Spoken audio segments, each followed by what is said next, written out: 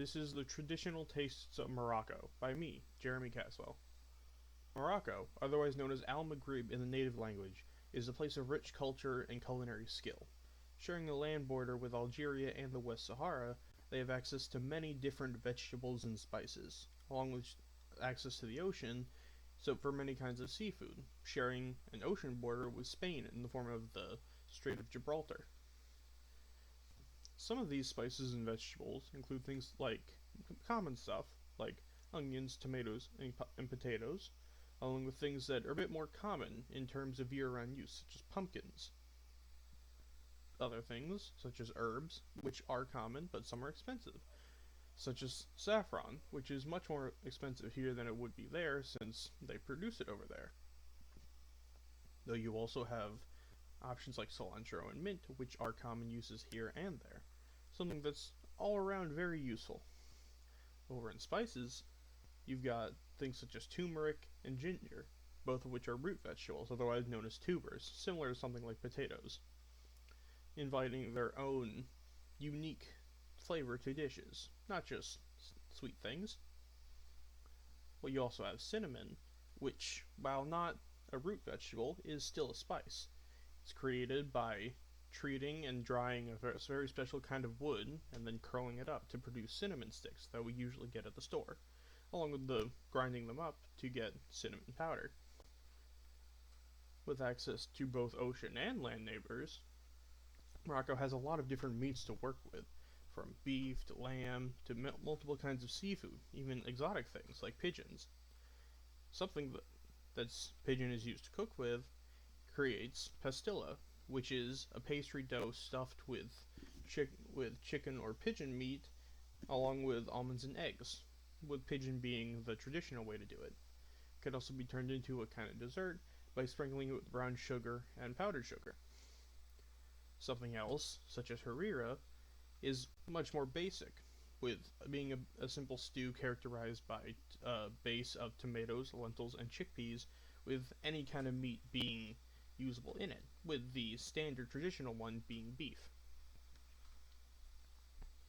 Both of those dishes exhibit many of the cooking methods used, but two of the original ones from Morocco are grilling and stewing.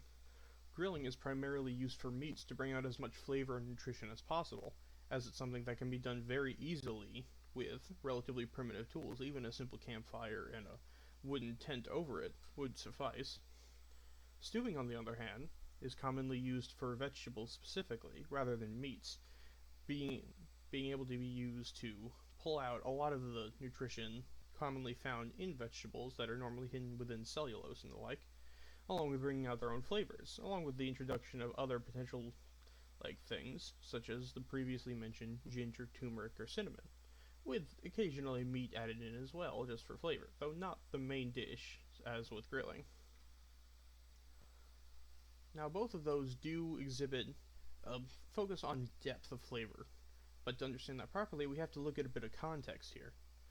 Originally, Morocco was home to a group called the Berbers, and it stayed like that for almost 2,000 years, unmolested and relatively concealed, I suppose, in history.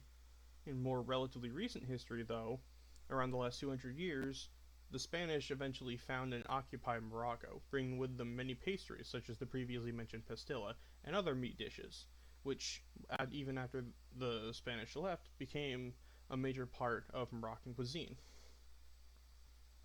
Of course, any place with valuable cooking and interesting dishes has to have someone famous from there. And one such person, would be Murad Lalou.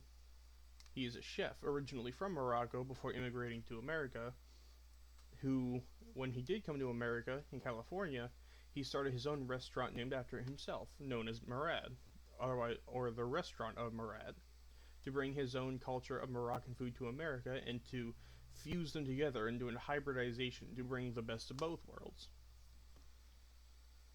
Some of these hybridizations created many kinds of street food that are now available in Morocco to this day, such as a kind of donut, using the relatively new method of deep frying, along with the many flavors and spices commonly found in Morocco, such as, again, the previously mentioned ginger and cinnamon, mixed together with things like deep frying to create street food, such as these donuts.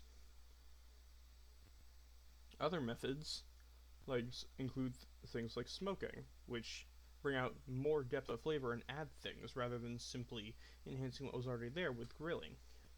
Some of the other street foods in the area are something like fried potato cakes, which are a savory option, again utilizing frying in a way that's relatively new to the area in comparison to other forms of cooking such as stewing or previously mentioned grilling. On top of that, compounded by the new methods of cooking, Moroccan food has a trend towards vegetables over meat as the main dish, with meat mostly being reserved in small amounts to the side or as an addition to lend more depth of flavor. This coincides with modern trends such as health and sustainable eating practices, with the focus being on one being conscious of what we're consuming, which definitely allows Moroccan food to thrive in such an environment. Now, unfortunately, the restaurant of Murad did close down in October of 2024 due to financial complications from COVID and pressures brought on thereabout. This is the menu of Murad Lalou, but sadly, this is the best I could find. There were no PNGs or digital images, but you can see on here there are many staples here from Morocco, such as couscous at the bottom, which is a kind of unique grain to the area. And overall, the world is a really interesting place, full of many different places, foods, and just people in general. Even such a small portion of it, such as Morocco, is filled with so many interesting things in the culture and just in general. Even if you don't go there or you don't go to experience any of it, if you find something you're interested in, just go learn about it. See if there's something you can add to yourself or your own diet to improve things for yourself. Just in general to make things better, more interesting. And with that, thank you for listening.